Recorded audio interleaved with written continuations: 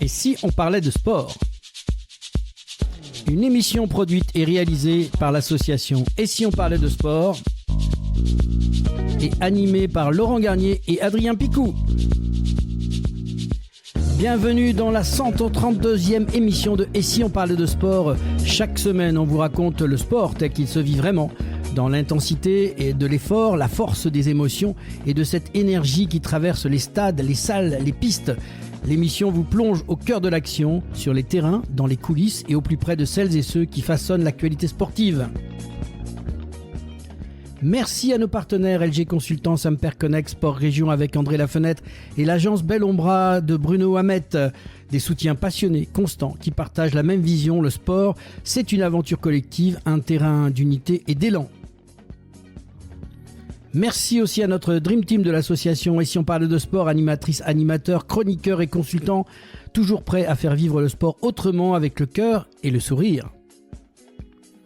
N'oubliez pas, en cette fin d'année, notre campagne Devenez supporter de l'émission Et si on parle de sport, c'est une aventure, c'est aussi la vôtre, alors on compte sur vous. J'ai plaisir d'accueillir à mes côtés notre présidente Claire Sévrac qui a un message à vous faire passer. Bonjour Claire. Installez-vous, montez le son, le coup d'envoi est lancé ensemble. Et si on parlait de sport? Au sommaire de cette nouvelle émission, une première mi-temps où on vous emmène au bord de l'eau, là où la précision, la stratégie et le sang-froid font totalement de la différence. Au programme, immersion dans l'univers de la pêche sportive. Et oui, découverte d'une discipline bien plus technique qu'il n'y paraît, rencontre avec des passionnés qui brillent sur les plans d'eau d'Occitanie et retour sur les compétitions qui ont marqué la saison. Alors préparez-vous entre nature, adrénaline et haut niveau. Cette émission va vous accrocher dans tous les sens du terme. Et en deuxième mi-temps, direction les sommets, la neige et la performance avec un focus spécial sport d'hiver en Occitanie. Structuration, formation, ambition, jeunesse et résultats, le sport, le comité ski Pyrénées Occitanie est en pleine dynamique des clubs de village au pôle d'excellence, de Luchon à Font-Romeu. C'est toute une passion collective qui s'exprime. Avec Michel Bertranuc, Béatrice Rouche et Guillaume Abran, on parlera aussi de nos champions, Perrine Lafont et Adrien Fresquet, et de cette échéance qui approche à grands pas, les Jeux Olympiques d'hiver de Milan-Cortina dans seulement 51 jours. Un moment fort entre héritage, engagement et regard tourné vers 2030. Restez avec nous, ça se passe maintenant dans Et si on parlait de sport? Et tout de suite, place à la première mi-temps de cette émission Et si on parlait de sport avec Fabien Granier, Adrien Calvé, Christophe Wojcik et Maxence Bonvalet. Et si on parlait de sport? Première mi-temps.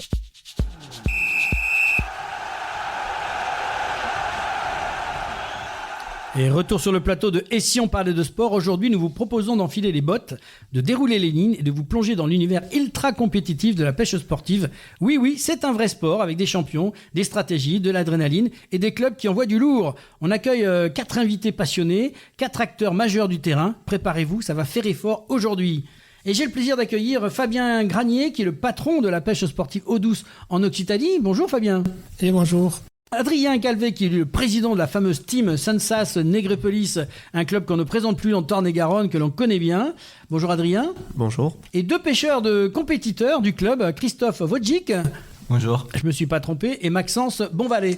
Bonjour à tous. Voilà, merci à tous les 4. Vous êtes membre aussi de l'équipe de France, si je me suis pas trompé. Oui, il y a quelques années maintenant, il y a 2 ans. Et maintenant, on a laissé la place, on va dire, à d'autres personnes pour d'autres raisons. Mais oui, on a fait...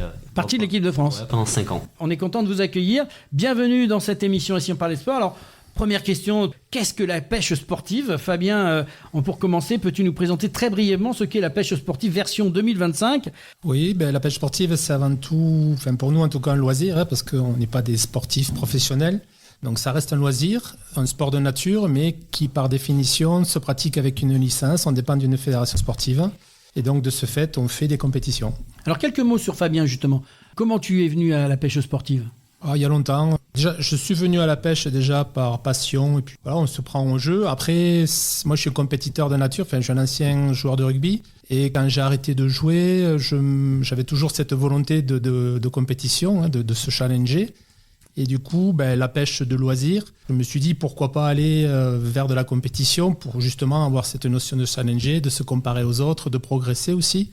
Au-delà de la compétition, le fait de se challenger avec d'autres permet d'évoluer, de pratiquer, de gagner en maturité, en expérience et du coup de progresser tout simplement. Et aujourd'hui, tu chapeautes, je disais patron pour être très clair. Quel est ton rôle directement au niveau de l'Occitanie ? Alors, je suis président de la commission eau douce d'Occitanie, c'est-à-dire qu'il y a 5 commissions différentes. Il y a un président régional et qui chapeaute 5 sous-commissions, dont moi, je suis président de la commission eau douce. Il y a une commission carpe, une commission truite, une commission carnassier, une commission mouche, je le dis, mer, j'ai oublié la commission mer. Pêche en mer, oui. Et la commission eau douce est la 5e des commissions. Un petit mot aussi sur Adrien, qui est lui le président célèbre maintenant. Quelques mots sur Adrien Calvé. Comment est venue cette passion de la pêche sportive ? Alors moi j'ai commencé à l'école de pêche quand j'avais 6 ans. Et après quelques années d'école de pêche, il y a eu l'envie de découvrir ce qu'il y avait potentiellement plus haut. On ne savait pas trop et en faisant des petits concours, on a vu des personnes mieux équipées, qui avaient du matériel qu'on n'avait pas et on s'est renseigné et on a vu que ça existait la compétition. Parce que notre club faisait pas du tout de compétition à la base, on vient de l'école de pêche et on a créé le club en fait en 2005 et 100 personnes qui faisaient de la compétition dedans. Donc on a appris vraiment, on a découvert sur le tas. Personne qui a pu nous enseigner ça. Et du coup on s'est accroché pour devenir à peu près ce qu'on est aujourd'hui. Et tu as gardé la passion jusqu'au bout. Et oui, et après on a essayé de la transmettre comme on a pu aussi, avec des petits jeunes issus de l'école de pêche aussi. Donc justement les petits jeunes, des compétiteurs, on va appeler ça des pêcheurs compétiteurs. On va demander à Christophe Odjic. D'où vient cette passion ? Est-ce que c'est uniquement parce que copain avec Adrien ou parce que vraiment tu avais envie de te mettre à ce sport ? De base, moi j'ai commencé la pêche avec mes parents et donc après j'ai commencé à pêcher de mon côté et je me suis inscrit à l'école de pêche et donc j'ai appris à pêcher, j'ai commencé à faire mes premiers concours et puis je me suis fait très copain avec Adrien et tous les gars du club. Et donc c'est vraiment pour toi c'est un sport que tu pratiques régulièrement, c'est oui. plus qu'un simple sport, c'est une passion. Oui, voilà. En dehors de la pêche, on prépare beaucoup le matériel, on fait beaucoup de choses. On va en parler tout à l'heure. Oui, voilà.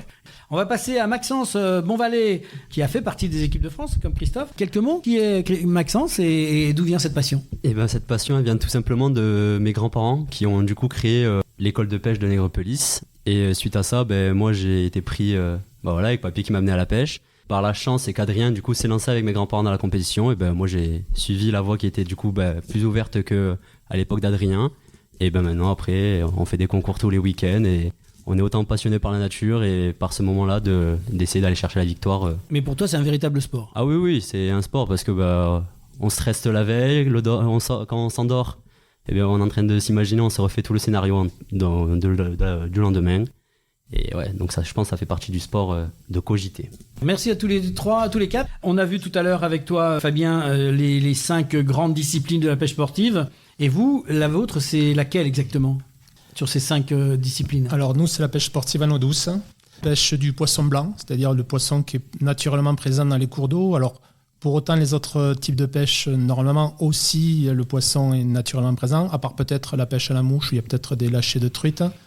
Après, que ce soit la carpe, que ce soit la mer, que ce soit le carnassier, même si le carnassier, il y a régulièrement des alevinages en brochet, en cendre, en black bass. Voilà, nous, en tout cas, notre pêche, notre sport, on pêche du poisson qui est naturellement présent dans le milieu et on pratique le no-kill. C'est-à-dire que tout poisson pris est capturé au temps de faire la pesée à la fin du concours, mais est relâché vivant dans le milieu. Alors, le no-kill, pour préciser, c'est-à-dire que vous ne tuez pas les poissons. Que souvent on peut se dire oui les pêcheurs ils tuent des poissons, c'est pas du tout le cas, vous avez un travail très scrupuleux par rapport à l'animal et donc il est pêché mais il est derrière relâché, c'est important. Oui, il est relâché vivant et même nous dans nos pratiques on pêche avec du matériel ultra sensible, c'est-à-dire l'hameçon qui est l'élément en lien direct avec le poisson. On pêche avec des hameçons ultra fins de fer, c'est-à-dire des diamètres de fin très fins qui n'abîment pas la bouche de poisson et qui de fait permet de les décrocher méticuleusement, de les mettre dans des bourriches qui permet aux poissons d'être toujours dans l'eau le temps que la pesée se fasse. Et une fois la pesée terminée, on les remet immédiatement dans le milieu. En fait, tout est fait pour ne pas les abîmer. À l'époque, moi quand j'ai fait mes premiers concours, on comptait même les poissons. C'est-à-dire qu'un par un, on les prenait dans la main pour les compter. Maintenant, on ne les compte même plus, on les pèse uniquement pour éviter une manipulation supplémentaire. Est-ce qu'il y a de grosses différences de matériel, j'en vous pose la question à vous quatre, sur les différentes justement disciplines? J'imagine qu'en mer et en eau douce, c'est pas forcément le même type de matériel, non? Ça n'a rien à voir parce que les pratiques de pêche sont fondamentalement différentes. Déjà, on ne pêche pas les mêmes poissons. Par exemple, la carpe, alors nous, on peut pêcher la carpe au cou, mais sur la carpe en batterie, on va cibler des poissons, on va dire, au-delà de 10 kilos pour que ça soit intéressant. Bon, la pêche en mer, c'est pareil, on peut arriver à pêcher jusqu'à des thons, des poissons de plusieurs dizaines de kilos. Nous, dans nos pratiques, en tout cas au cou, on cible des poissons de quelques grammes jusqu'à aller en moyenne entre 400 grammes et 1 kg, 2 kg maximum. Après, ça peut arriver exceptionnellement de prendre des poissons plus gros, mais nous, en tout cas, la pêche au cou, c'est plutôt destiné à des petits poissons. Mes collègues pourront compléter, mais la grosse différence, elle est là. Un commentaire, là, tous les trois? Non, Fabien a bien précisé les différentes pratiques. Comme il a dit, on ne cherche pas le même poisson. Nous, quand on va chercher un poisson qui fait 10 grammes, le matériel est adapté pour. Alors que quand on va chercher un poisson qui est, on va dire, phare dans nos rivières maintenant, c'est le silure. On ne peut pas forcément aller le traquer, comme on dit, avec le même matériel. Sinon, tout simplement, on va être cassé. Donc, le matériel est différent. Chaque pratique, comme dans tous les sports, on adapte le matériel. C'est ça, il y a du ski alpin et du biathlon, c'est un petit peu la différence qu'on pourrait faire entre vos pêches, si on veut schématiser pour le grand public. Et vous avez participé à d'autres pêches que la vôtre, ou vous restez vraiment dans votre créneau? En loisir, moi j'ai pratiqué d'autres pêches, par exemple la pêche du carnassier. Après en compétition, nous quatre, on est tous restés sur la pêche au cou, ce qu'on sait faire depuis maintenant quelques années. Justement, l'Occitanie est une terre de sport indoor, et c'est aussi une terre de pêche sportive. Racontez-nous un petit peu comment ça se passe en Occitanie. Alors, on a un comité régional, tout simplement.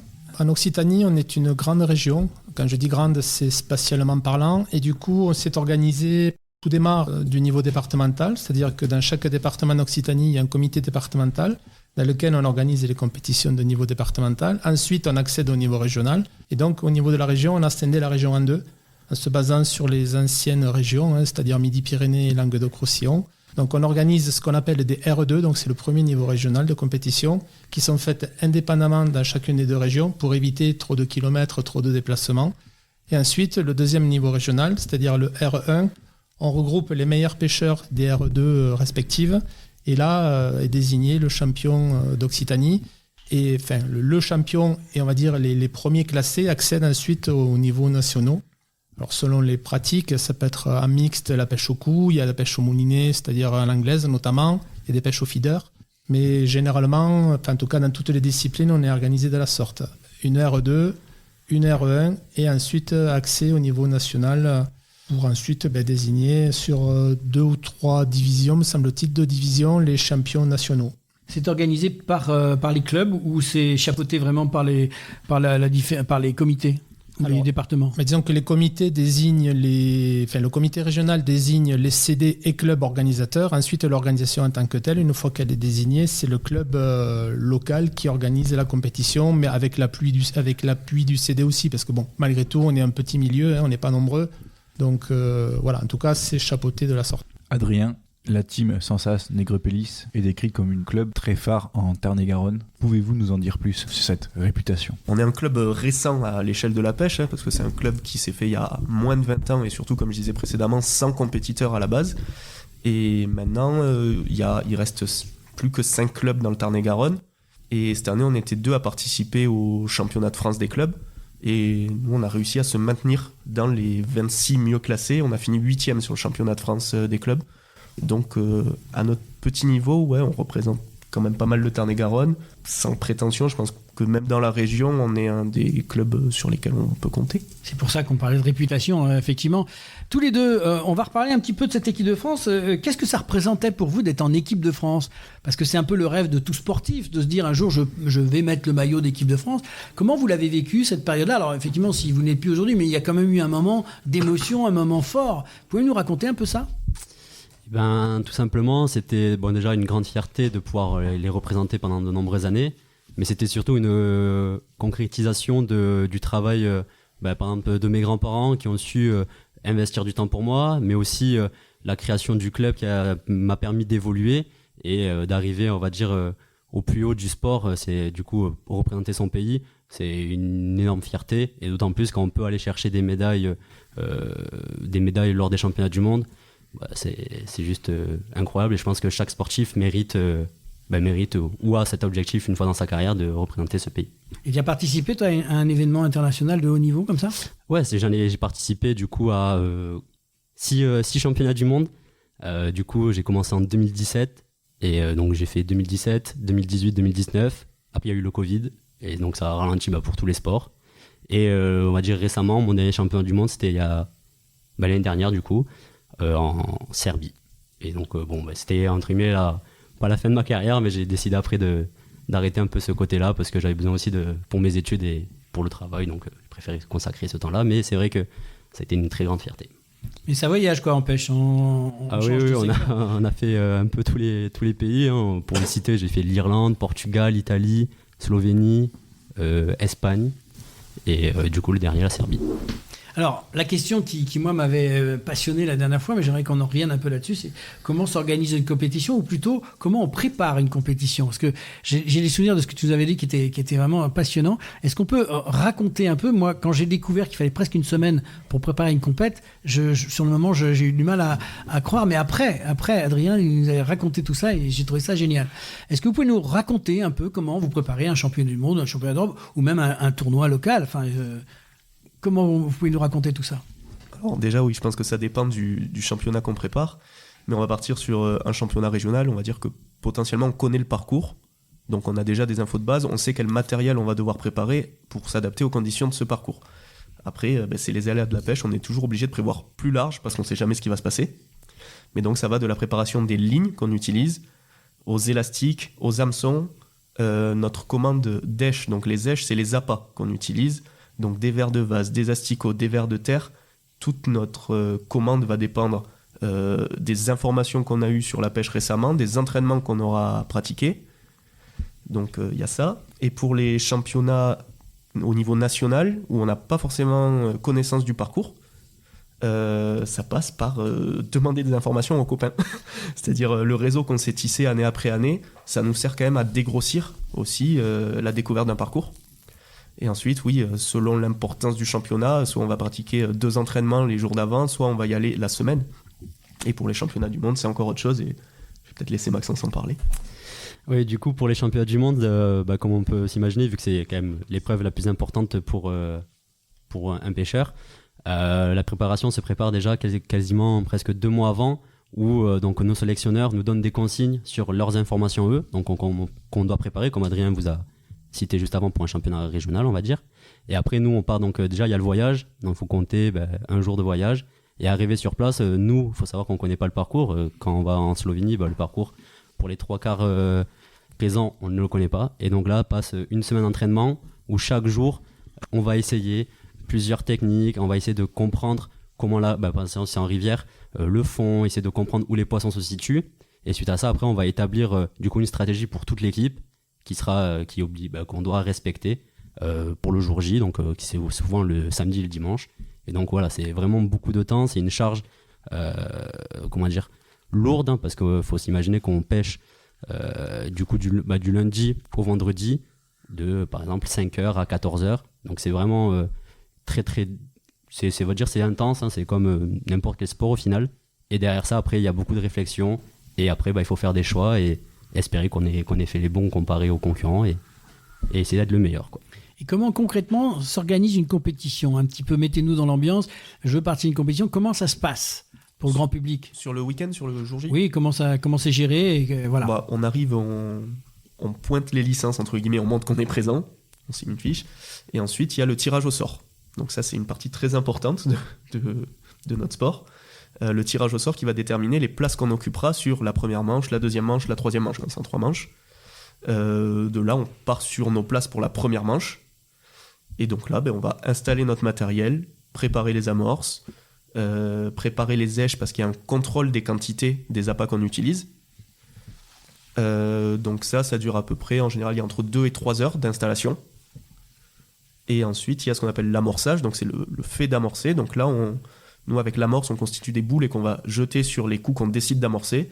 Donc quand on pêche à la longue canne, ce qu'on appelle, on a une canne qui va jusqu'à 13 mètres, on va choisir de pêcher par exemple à 5 mètres, à 8 mètres et à 13 mètres, ou seulement à 13 mètres, ou seulement 11 mètres. Et ensuite, il y a la pêche au moulinet, souvent à l'anglaise, donc là on propulse, c'est une pêche au flotteur aussi, et on peut pêcher jusqu'à, on va dire, 45 mètres, et certains plus, mais voilà, une pêche jusqu'à 40 mètres, et là on jette les boules à la fronde, donc avec un lance-pierre, quoi. Une fronde, avec des élastiques.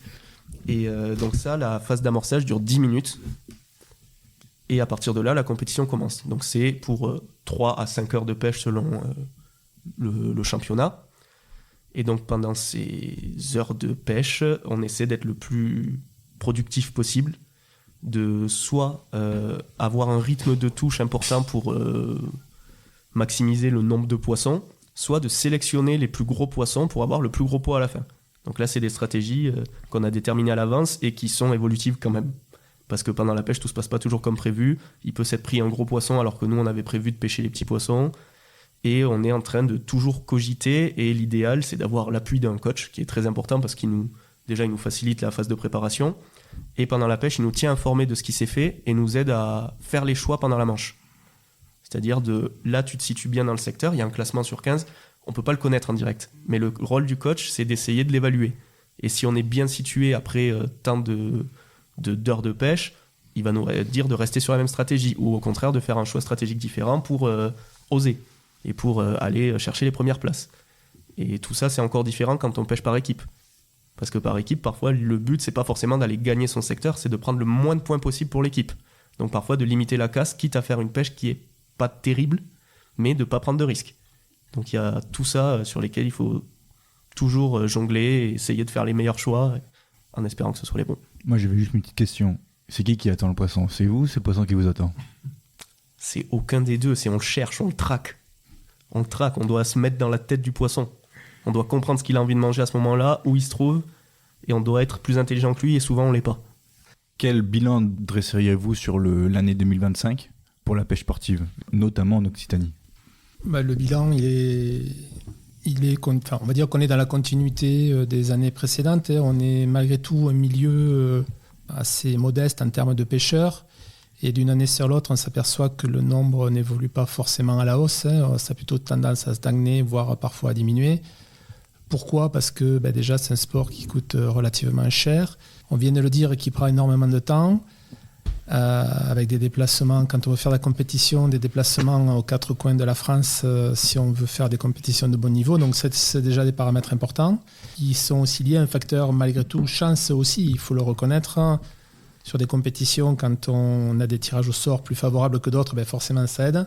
Après, pour autant, l'évolution, avec ces paramètres-là, chaque année, on fait le bilan de toutes les compétitions et on peut observer que l'Occitanie, en termes de résultats, est quand même une région assez propice aux bons résultats, vu qu'on a quand même des écoles de pêche avec des jeunes pêcheurs de bon niveau. Régulièrement, on a des pêcheurs classés dans les premières places aux différents niveaux nationaux et régionaux. Donc on peut dire que la pêche, en tout cas les résultats se portent bien.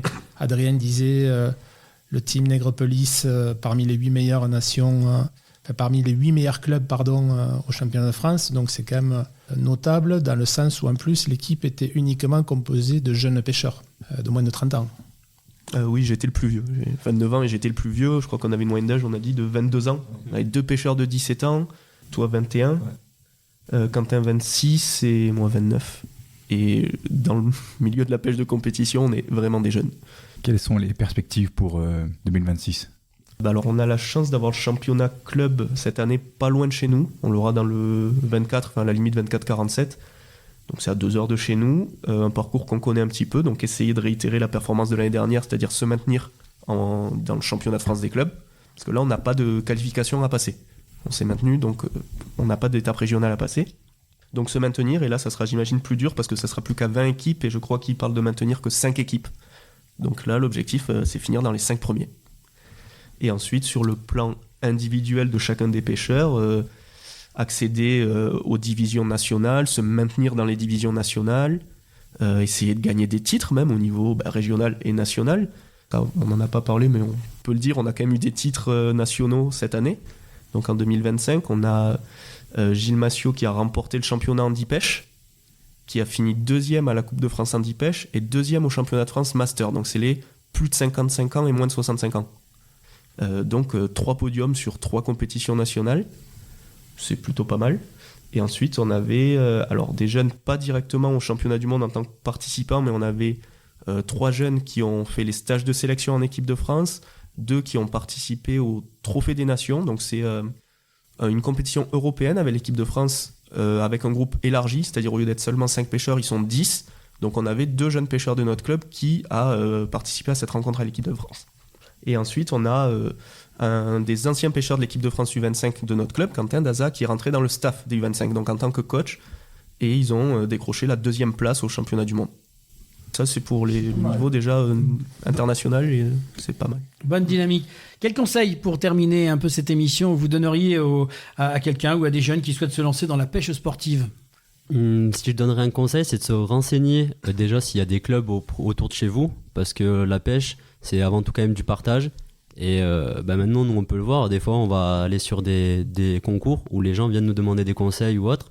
Et du coup, c'est grâce à nos connaissances, on leur transmet ça. Et donc, si vous voulez vous lancer, vraiment, allez voir un club, allez au bord de l'eau. Des fois, vous allez rencontrer des pêcheurs et je pense qu'on est tous ravis de conseiller, on va dire, quelqu'un qui pourra débuter dans notre discipline. Oui, mais c'est vrai que le fait d'être adossé à un club permet aussi de bénéficier de matériel de base, on va dire, parce que l'investissement est malgré tout important pour des parents. Et du coup, le fait d'aller dans un club, notamment en Nègrepelisse, le club met à disposition déjà le matériel de base, une station, une canne. Donc ça permet de voir si l'enfant déjà adhère, accroche, etc., quitte à investir plus tard pour les parents. Donc c'est déjà aussi une bonne approche pour commencer la compétition sans trop, on va dire, investir au départ. Et après, c'est sûr qu'il ne faut pas être impressionné, il faut rester humble, il faut oser poser des questions, il faut s'intéresser, il faut aimer la nature, il faut aimer les sports extérieurs, parce qu'on est doué aussi, on est lié aux aléas climatiques, donc voilà, il faut aimer tous ces aspects-là, respecter la nature, et puis surtout prendre du plaisir, parce qu'on a souvent tendance à l'oublier, la compétition c'est une chose, mais avant tout c'est un sport où voilà, c'est un milieu avec des copains, on échange, on partage, on rigole. C'est sûr que si on prend du poisson c'est encore mieux, mais je pense que l'esprit de copinage, de camaraderie, d'entraide, de déconnade doit aussi primer au-delà de l'aspect compétition, parce que, en tout cas je parle pour moi, si on s'en tient uniquement au strict résultat, il vaut mieux faire autre chose, quoi. Merci en tout cas à tous d'avoir participé et de partager votre expérience, vos émotions, votre amour pour cette discipline. On découvre à travers vous un peu ce qu'est ce monde de la pêche, de nous avoir fait découvrir les coulisses d'un sport aussi technique que passionnant. Merci Fabien de nous avoir éclairé sur la dynamique de la pêche sportive en Occitanie. Merci Adrien pour ta vision de terrain et ton engagement auprès du club Nègrepelisse. Et bien sûr un grand bravo aussi à vous compétiteurs, Christophe et Maxence, pour votre énergie, vos anecdotes et votre passion communicative. On vous souhaite à tous plein de succès à venir, de bonnes fêtes de Noël, puisqu'on n'est pas loin, et avec plaisir de vous retrouver en 2026 sur notre antenne de Et si on parlait de sport ? Quant à vous, si vous nous écoutez, restez avec nous, la deuxième mi-temps arrive, elle s'annonce tout aussi passionnante. C'était Et si on parlait de sport ? La première mi-temps avec Fabien Granier, Adrien Calvé, Christophe Wojcik, Maxence Bonvalet. C'est la mi-temps, retour au vestiaire, on reprend son souffle, et à tout de suite dans Et si on parlait de sport ? Et si on parlait de sport ? Mi-temps.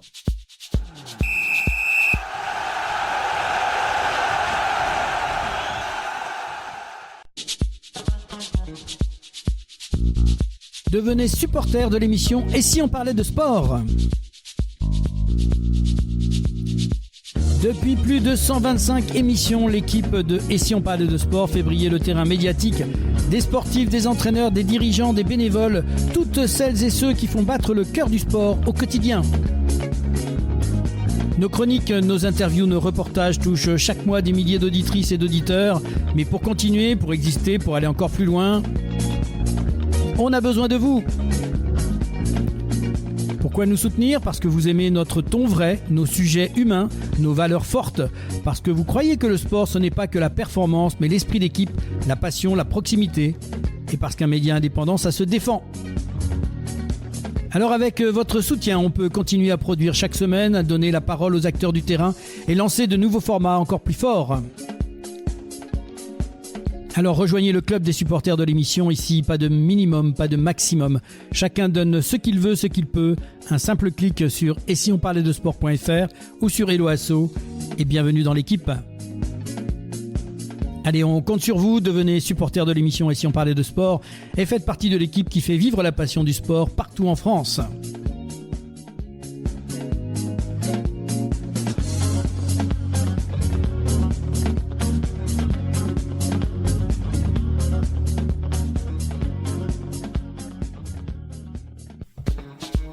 Et si on parlait de sport,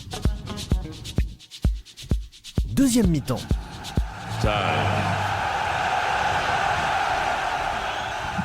Et retour sur le plateau de Et si on parlait de sport. Dans cette deuxième mi-temps, on met le cap sur les sommets, la neige, l'adrénaline et les champions. On parle de sport d'hiver avec nos invités d'exception, du comité de ski pyrénéen d'Occitanie, avec Michel Bertranut, président du comité, donc de ce fameux comité de ski Pyrénées-Occitanie, avec Béatrice Rouche qui nous rejoint aussi, secrétaire générale adjointe de ce comité. Et par téléphone, on a avec nous aussi Guillaume Abran, responsable du ski nordique au centre d'entraînement de Font-Romeu. Bonjour à tous les trois. Bonjour. Bonjour. Et bienvenue dans cette émission. Voilà, avec Adrien, on va passer un petit peu de temps, on va vous poser quelques questions pour que vous nous racontiez un peu comment ça se passe ici dans les Pyrénées, le ski en Occitanie. Michel, tu es président du comité de ski Pyrénées-Occitanie, c'est assez long à dire, hein. Ouais. Passionné au cœur de l'action, ancien skieur et aujourd'hui engagé pour développer toutes les disciplines dans nos massifs pyrénéens. Est-ce que tu peux brièvement te présenter ton rôle, ton parcours et ce qui te lie à ce monde du ski, Michel? Oui, bien sûr. Donc, moi, j'ai commencé le ski en compétition un petit peu quelques années. Ensuite, je me suis tourné vers le cursus monitorat de ski que j'ai abandonné assez rapidement parce que ma profession ne m'a pas permis de poursuivre vers ce diplôme de moniteur de ski. Et donc, j'ai rapidement basculé plutôt sur le monde des dirigeants du ski pyrénéen. Donc, de président de club, je suis devenu ensuite élu au comité régional et puis qui était à l'époque le comité régional Pyrénées-Est. Et de là, après être passé dans différentes commissions que j'ai animées et dirigées, en 2017, mes collègues m'ont dit tu pourrais être président. Donc voilà, ça fera 8 ans dans quelques mois que j'assure la présidence de ce comité-là. Pouf pouf, et hop, c'est toi le président. C'est ça. Et on est content de te recevoir. On sait que tu es un habitué de notre émission. On est très heureux de te recevoir aujourd'hui. On va passer la parole à Béatrice, qui n'est pas venue encore dans cette émission. Non.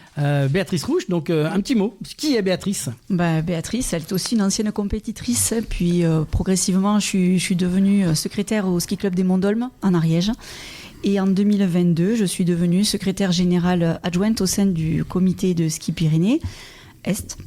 Et en fin de compte, maintenant, je continue à travailler avec les jeunes puisque je reste monitrice au sein du ski club des Monts d'Olme, tout en œuvrant un peu plus administrativement sur le comité. Merci Béatrice. Et Guillaume, du coup, peux-tu te présenter en quelques mots ? Ouais, donc Guillaume Abran, moi je suis conseiller technique régional pour la Fédération française de ski et placé auprès du comité depuis quelques années. J'ai aussi de la compétition en ski de fond et en biathlon où j'étais en pôle espoir à Font-Romeu de la 6e jusqu'à la terminale. Et après, j'ai entraîné ce même pôle espoir et les équipes régionales de ski de fond et biathlon pendant 20 ans. Et aujourd'hui, je suis responsable de l'ensemble des filières d'accession au niveau de la chaîne des Pyrénées pour toutes nos disciplines. T'es né avec des skis aux pieds, quoi, c'est ça ? Ouais, exactement. Mais mon père était moniteur de ski de fond et j'ai suivi la direction. J'ai embrayé derrière. Quelques mots sur le comité Pyrénées-Occitanie, son histoire et sa mission aujourd'hui. Le comité de ski Pyrénées-Occitanie, qui s'appelait Pyrénées-Est il n'y a pas si longtemps que ça, on a changé de nom suite à la fusion des régions, à la restructuration des régions. Notre comité a été adapté à la région Occitanie, donc on a pris ce nom-là. C'est un comité immense, on va dire, par rapport aux autres comités, même du massif alpin, puisqu'on démarre dans les Hautes-Pyrénées, en passant par tous les départements montagne, Ariège, Haute-Garonne, 66, l'Aude, on a l'Hérault, donc c'est un grand comité qui couvre à peu près 500 km avec 90 clubs, on va dire, et 13 départements. À peu près 10 000 licenciés, c'est ça?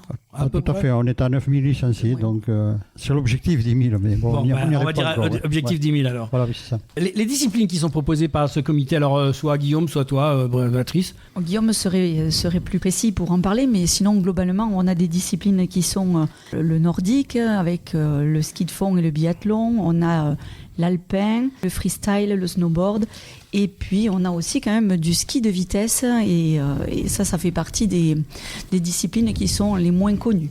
C'est-à-dire que c'est des vals à 100 km/h, c'est ça? Oh, à combien?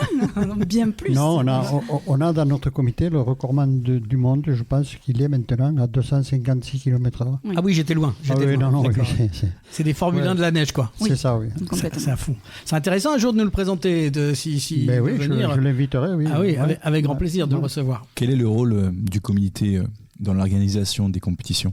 Ben, je peux répondre un petit peu. Dans l'organisation des compétitions, d'abord, c'est de faire un calendrier des courses, puisqu'il y a un calendrier national qui est émis toutes les années, à peu près au mois de septembre, octobre. Et nous, derrière, on adapte un calendrier qui vient se juxtaposer à ce calendrier national. Donc, il y a des échéances nationales à préparer.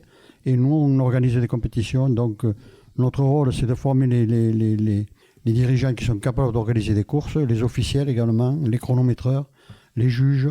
Donc on prépare ça, on surveille, bien sûr, on a un service contrôle, on appelle ça les délégués techniques qui sont là un petit peu, qui représentent la Fédération française de ski. Et ces délégués techniques veillent au respect des règles dans l'organisation de toutes les épreuves. Vous n'êtes pas organisateur en tant que tel, vous êtes coordinateur, vous supervisez en fait. C'est le rôle du comité plus dans cette notion-là. Tout à fait, on vient assister les clubs, donc les délégués techniques sont mandatés par le comité. On vient contrôler un petit peu si tout se passe bien et on est là en soutien plutôt qu'un organisateur propre. Vous êtes la garantie en fait. Voilà, on est la garantie. On va l'appeler comme ça. On est la main de la Fédération française de ski sur les Pyrénées, voilà. On va rentrer un petit peu, on vient de passer une saison, on arrive en fin de saison, c'est Noël bientôt. Le bilan 2025, qu'est-ce que ça donne? Que ça soit, je ne sais pas si Guillaume veut en parler aussi, ou vous deux, dites-moi. Cette année encore, on a eu de belles réussites pour nos sportifs, notamment un titre de championne du monde pour Perrine Lafont en bosse. Bastien Montes, on en parlait tout à l'heure du ski de vitesse qui clôture la saison de Coupe du Monde en s'imposant à Vars. Il avait fait 5 podiums en 5 étapes sur la saison et une deuxième place au Globe de Cristal, ce qui fait de lui le meilleur skieur français de la saison. Voilà, après il y a bien d'autres skieurs qui réalisent de très belles performances sur le circuit national et puis au niveau régional, on a des satisfactions tous les week-ends. Voilà. Et il dit la même chose, Guillaume? Oui, exactement. On a beaucoup de disciplines où ça a pas mal percé, notamment en ski freestyle, que ce soit en bosse aussi pour des plus jeunes, où on va pas forcément rentrer dans tous les détails. Et on est plutôt même dans le début de la nouvelle saison, puisque sur la saison actuelle, on a déjà les premières Coupes de France qui ont eu lieu dans quasiment toutes les disciplines. On peut le souligner, ce week-end, une 4e place et une victoire en Coupe de France moins de 17 ans en biathlon. Il y avait eu des podiums aussi sur les étapes d'été, donc voilà, on a déjà attaqué la saison par des podiums, donc ça commence sur les chapeaux de roue. Oui, parce qu'il faut préciser que vous, votre saison, elle est décalée, c'est pas une saison forcément annuelle. Comment ça fonctionne de quand à quand en fait? Ça attaque fin novembre, début décembre pour les premières étapes. Ça finit fin mars, voire 10 avril pour le ski alpin qui finit le plus tard, et le snowboard qui finit assez tard aussi, donc en gros, on a 4 mois et demi de saison et on est en plein cœur de la saison. On a attaqué depuis 15 jours, 3 semaines. Sachant qu'on a aussi des disciplines où on a des circuits d'été, comme le biathlon et le ski de fond. On a aussi des championnats de France d'été et un circuit avec un classement sur 2 à 3 épreuves, à la fois en fond et à la fois en biathlon. Tous les trois, là, vous travaillez sur cette fameuse politique sportive à venir sur les JO 2030, mais à court terme, il va y avoir aussi les Jeux Olympiques. Que vous pouvez nous en dire un petit peu plus sur cette politique sportive que vous mettez en place? Bien évidemment, on est intéressés, nous les Français, il va se passer des choses chez nous, donc vous êtes, même si c'est pas sur vos montagnes à vous êtes quand même, j'imagine, intéressés à ce qui va se passer. Oui, bien sûr, on est mobilisé dans une filière de formation. Je pense qu'on peut le dire, on a un comité qui a une vraie vocation d'accompagnement et de formation de nos sportifs. Et notre idée, c'est de structurer l'ensemble de nos filières autour de nos différents sports-études sur la chaîne des Pyrénées et sur le centre interrégional d'entraînement, le Pôle Espoir à Font-Romeu, pour être vraiment formateur de ces futurs potentiels pour 2030 et après, sachant que voilà, on est sur des niveaux de densité qui sont quand même très forts en ce moment dans toutes les disciplines. Notre objectif, c'est d'accompagner, de former des jeunes dans cet apprentissage et cette école de la vie en défendant les valeurs du sport, avec pour but ultime, on va dire, pour les meilleurs, de viser une éventuelle participation aux Jeux de 2030. Donc effectivement, formation, partenariat, tout ça c'est important. Michel, un petit mot sur ça aussi, sur cette nouvelle politique sportive ? Ben oui, cette nouvelle politique sportive, c'est surtout les jeunes. Bon, il y en a déjà quelques-uns qui ne marchent pas trop mal. Donc essayer de les former au maximum pour qu'ils puissent, pour certains, éventuellement prétendre à des sélections sur les JO, comme l'a dit Guillaume. Les JO 2030, bien sûr, dans les Alpes, ça fait rêver tout le monde et c'est ce qu'on va viser, essayer d'aider les jeunes au maximum. Moi, j'ai une question qui me vient, c'est quels sont les enjeux en termes de recherche de financement ? Ah ben, là, justement, c'est la bonne question, le nerf de la guerre. Le nerf de la guerre, c'est vraiment ce qu'il faut qu'on trouve absolument. Bon, parce que, et puis, c'est pas vieux. Aujourd'hui, on a embauché une jeune alternante qui viendra peut-être un jour dans une de vos émissions évoquer le problème. Il nous faut absolument trouver des financements. Bon, on a quelques financements publics, mais qui ont tendance un petit peu à se réduire. Donc, il faut absolument qu'on trouve des financements privés. Et là, c'est la grosse tâche. Bon, c'est pas facile pour le ski dans un pays de rugby de trouver des financements et de trouver des entreprises. Il faut inventer un truc avec un ballon ovale sur les pistes. Voilà, là, on va y arriver. C'est ça. Bon, on va surtout travailler à trouver ces financements parce que c'est vrai que c'est très compliqué. Est-ce que vous avez des pistes, justement, on parle de chercher, mais est-ce que vous avez lancé quelque chose, une idée pour aller chercher des financements ou attirer des partenaires ? Ben on est déjà en contact un petit peu avec les stations des Pyrénées, toutes les stations de ski, avec DSF Pyrénées. Domaine skiable France, mais Pyrénées, là, pour voir si eux peuvent nous aider, bon, parce que c'est quand même, on leur apporte quand même des moniteurs de ski, puisque notre vocation aussi c'est de former des moniteurs de ski. On amène des moniteurs de ski, on amène quand même 8-10 000 skieurs tous les week-ends sur les pistes, donc on va voir s'ils peuvent nous aider un petit peu à leur niveau, et ensuite on va essayer de contacter les grosses entreprises qui seraient intéressées pour nous soutenir. Et on est capable aussi d'organiser, s'il le faut, des week-ends à la neige ou des épreuves particulières pour ces entreprises et qui voudraient faire bénéficier leur comité d'entreprise de week-ends ou de semaines, enfin pas de semaines peut-être, mais des moments de détente au ski. Donc l'appel est lancé, donc les entreprises qui ont envie de se mettre au ski ou de soutenir le ski, n'hésitez pas avec ce comité. Ils pourront quand même gentiment accueillir notre jeune Maëlys qui a commencé son travail chez nous aujourd'hui, puisqu'elle a une belle formation de l'école Amos qui est ici à Toulouse, et justement elle est vraiment formée et très motivée pour nous aider à la recherche de ces financements. Eh ben, bon courage en tout cas pour elle. Nouvelles équipes et préparation, comment se portent les équipes nordiques et la préparation à Font-Romeu, qui a quelques semaines de la saison. Donc là, on a déjà démarré la saison. Guillaume, quelques mots un peu sur le biathlon, sur le ski de fond, enfin voilà, sur tout ce que toi tu chapeautes. Oui, alors j'en ai parlé très rapidement dans les résultats tout à l'heure. La saison commence assez fort avec déjà des beaux résultats en Coupe de France. Maintenant, dans la préparation, ce qu'il faut savoir, c'est que sur Font-Romeu, on a un très beau site de préparation, on va dire, estivale. C'est-à-dire qu'aujourd'hui, on a quasiment les meilleures équipes du monde qui viennent s'entraîner. Les équipes de France en fond et en biathlon qui sont venues, les Suédois, les Belges.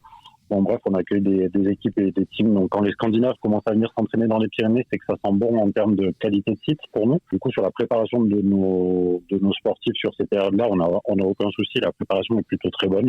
La preuve, on attaque fort la saison. Par contre, derrière, sur la partie hivernale, on est quand même très contraint aux problématiques d'enneigement, que ça soit sur Font-Romeu pour les biathlètes ou sur Argelès-Gazost pour les fondeurs. Une saison qui a, grâce à la neige dès fin novembre, attaqué plutôt bien en termes de préparation. Après, on est assez dépendant du climat, même si maintenant sur Font-Romeu, on a eu aussi des investissements permis par la station, la région, la communauté de communes avec des enneigeurs pour la neige de culture qui nous permettent d'avoir un peu plus de distance sécurisée. Donc on est quand même sécurisé, ce qui n'est pas forcément le cas sur le reste de la chaîne des Pyrénées. Donc on a aussi des besoins de développement. Mais en tout cas, en termes de qualité d'entraînement, la saison attaque plutôt bien. Et après, il faut qu'on sache aller chercher la neige et les bons sites d'entraînement au bon moment. Mais on fait confiance à nos entraîneurs là-dessus qui sont plutôt assez débrouillards dans leur programmation. Toi qui es un passionné de ski de fond au demeurant, tu dois avoir un peu une réaction par rapport à la victoire de cette Coupe du Monde pour la première fois de Chavana. Ouais, complètement. Après, c'est dur d'isoler un peu, mais je pense que voilà, dans toutes les disciplines là, en ce moment nordique, que ce soit sur le fond et le biathlon. Donc le biathlon est plus médiatisé. Donc ouais, c'est pour ça que je me permettais de te parler un peu du ski de fond, parce que le biathlon, tout le monde a vu. C'est une équipe qui est bien lancée. On espère qu'ils vont nous faire des médailles. Mais moi, j'avais remarqué que ça fait un bout de temps qu'on n'avait pas accroché quelque chose en ski de fond. Et là, la victoire, elle était quand même belle, surtout qu'il a battu la star. C'est ça. Non, mais il est très fort. Et je pense que la différence depuis quelques années, mais l'an dernier, on en avait déjà parlé dans l'émission. Les fondeurs ont réussi à perfer énormément l'an dernier aussi. Et je trouve qu'il y a de plus en plus de turnover et de densité. Donc, la perf individuelle, elle est énorme et c'est du grand bonheur de voir tout ça. Mais voilà, je pense qu'aujourd'hui, on a de la densité et ça veut dire que le niveau international est fort. Nous, ce que ça entraîne derrière, c'est que les places en équipe de France aujourd'hui, elles sont quand même très très chères et que nous, en termes de niveau, faut vraiment, pour sortir un jeune Pyrénéen, être très performant, mais c'est le cas dans toutes les disciplines aujourd'hui. De nouvelles de nos champions, quelques mots sur Adrien Fresquet et Perrine Lafont. Commencer par Perrine Lafont, qui a débuté sa saison de manière extraordinaire, puisqu'elle est remontée sur les podiums, sur la première marche, la deuxième marche, de très bons résultats. Malheureusement, une chute sur l'une des dernières compétitions, elle a fait une chute. Et là, elle est victime d'une petite blessure qui va la retarder dans sa préparation pour les JO, je pense. Bon, au bout de 6 semaines, elle devrait remonter sur les skis pour pouvoir continuer à s'entraîner. Donc ça fait mi-janvier, elle devrait pouvoir remonter et s'entraîner normalement. Et en espérant que bien sûr ça aille bien pour elle. C'est toujours une blessure, on ne sait pas trop comment ça évolue. Mais je pense qu'elle fera tout pour réussir, comme elle l'a déjà fait. Oui. Donc Perrine, une grosse chance de médaille au JO de Cortina, Milan-Cortina. Et on a aussi également Adrien Fresquet, qui lui est toujours licencié à Peyragudes. Perrine est licencié toujours au Mont-Dolme.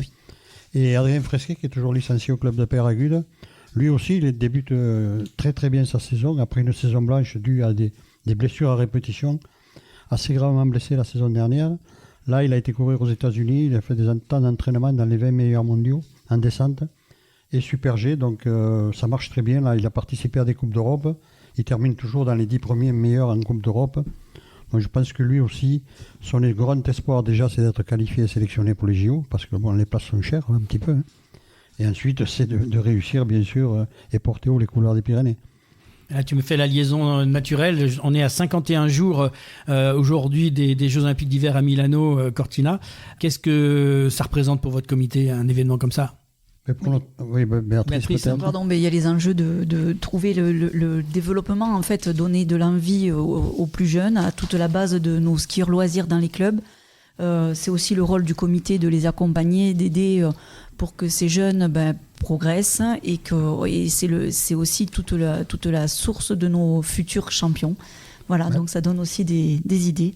Et puis ce qu'il y a de bien, c'est qu'au moins on va voir du ski à la télé un petit peu, parce qu'on n'en voit pas beaucoup de ski à la télé. Donc là, avec les Jeux Olympiques, toutes les chaînes vont diffuser des images, et donc ça, j'espère que ça va déclencher des vocations chez les jeunes, parce que malgré tout, on est en perte un petit peu de nombre de licenciés.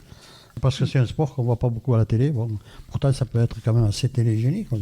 Mais pourtant, toutes les semaines, il y a quand même les Coupes du Monde qui passent en télé. Oui, là. Oui, mais c'est Eurosport. Eurosport, voilà. Mais sur les chaînes nationales, on va dire, publiques, on n'en voit pas beaucoup, c'est dommage. Bon, maintenant, ils en parlent un petit peu, mais ça manque. L'équipe TV qui fait aussi sur le biathlon, qui fait un gros travail. Ils sont top pour le biathlon. Puis là, il y a eu aussi, moi j'ai regardé ce week-end, je savais que j'allais vous voir, donc je me suis un peu documenté, le ski cross aussi, qui est quand même aujourd'hui une discipline qui est spectaculaire. Faut voir ce qui s'est donné. Ça donne envie aussi aux jeunes, quoi. Ça passe très bien à la télé.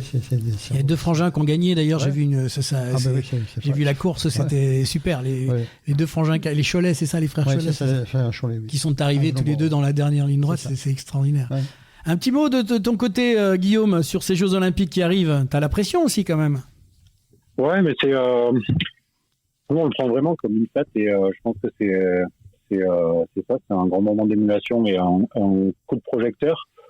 Ça signe surtout le top départ de notre nouvelle stratégie et de notre nouvelle politique sportive à la fin dès cet hiver. Donc on essaye d'anticiper pour être en ordre de marche dès la fin de cette saison, avec des vrais enjeux sur les valeurs du sport, sur faire vivre notre sport d'un point de vue local sur les Pyrénées. Puis on a un vrai besoin de se saisir de notre image du ski et de surfer sur la vague des Jeux de 2030 pour trouver des partenaires. Là-dessus, on a notre magazine Télésiège qui est lu par entre 40 et 60 000 personnes chaque mois. Donc, c'est nos canaux de communication et le but, c'est d'aller chercher des gens qui voudraient s'associer à notre image et à nos valeurs pour aider le financement à la fois du développement, mais aussi de l'accession de nos jeunes à haut niveau, parce qu'aujourd'hui, on se retrouvera par une limitation financière. Notre sport coûte de plus en plus cher. On a des vrais enjeux pour que la pratique de nos plus jeunes et de nos moins jeunes reste la plus accessible possible et qu'elle continue à rester dans nos valeurs. Ah, écoute, le message est lancé, je pense que les gens ont bien écouté, mais je pense que ça va le faire avec la montée en puissance de ces Jeux Olympiques, même si c'est dans les Alpes. Mais je crois que ça va être aussi pour vous un tremplin qui peut être intéressant. Un dernier mot pour conclure cette émission, Michel. Si vous avez un message à faire passer pour tous ces jeunes qui hésitent à faire du ski éventuellement. Oui, et puis on comprend les familles le ski est un sport qui coûte relativement cher, donc à nous, comme l'a dit Guillaume, là, d'essayer de trouver financement pour les aider au maximum, bien sûr. Et puis le ski, c'est quand même vivre au grand air. Même si tout le monde ne devient pas champion, il y a quand même des débouchés, parce qu'on connaît plein de jeunes qui atteignent le monitorat de ski, qui sont ou des moniteurs fédéraux, qui sont des pisteurs secouristes, pardon. Donc il y a quand même des débouchés, et nous, on participe à cette évolution pour les jeunes. Donc. Et puis on essaie d'aider les clubs en faisant le maximum. Mais il est clair que le ski coûte cher maintenant, et quand on veut de la neige à l'automne, s'il faut aller en Autriche, il faut aller en Suisse, il faut aller en Norvège. Donc c'est devenu, malheureusement, le réchauffement climatique, quelque part, il y est. Donc il faut qu'on s'adapte avec ça, quoi. Un petit mot, Béatrice, pour terminer. Merci. Et vive l'hiver. On attend la neige. Ça y est, il faut que ça arrive, que ça démarre dans toutes les stations. Voilà, au Mont d'Olme, ce week-end, l'ouverture a été reportée parce que la neige a fondu. Donc voilà, c'est vrai que il y a de la frustration tant que la neige n'est pas là. Donc on va demander au Père Noël de vous envoyer de la neige. Beaucoup de neige. Je crois qu'on est dans la période en tout cas. Merci à tous les trois. Merci Adrien aussi pour ton aide. Merci Michel Bertranuc, Béatrice Rouch et Guillaume Abran en ligne depuis Font-Romeu. Merci pour votre passion, votre engagement et ce regard éclairé sur les sports d'hiver en Occitanie.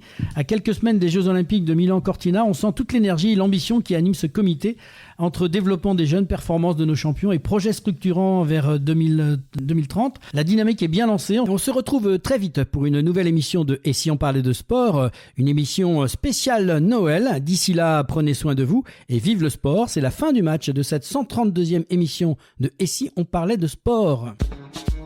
Et si on parlait de sport, fin du match. C'est la fin du match de cette 132e émission de Et si on parle de sport.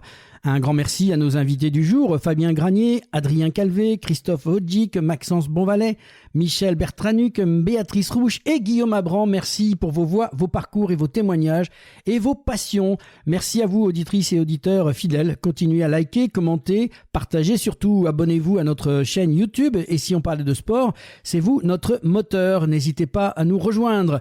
Merci à nos partenaires habituels, le LG Consultant, Samper Connect, le magazine Sport Région avec André Lafenêtre, l'agence Bel Ombra avec Bruno Hamet.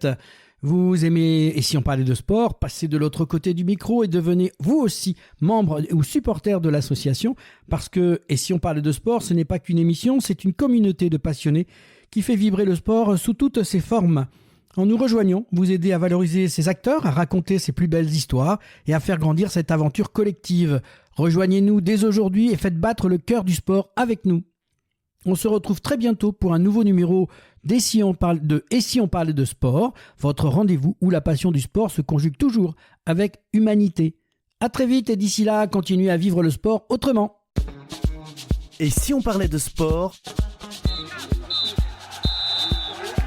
fin du match.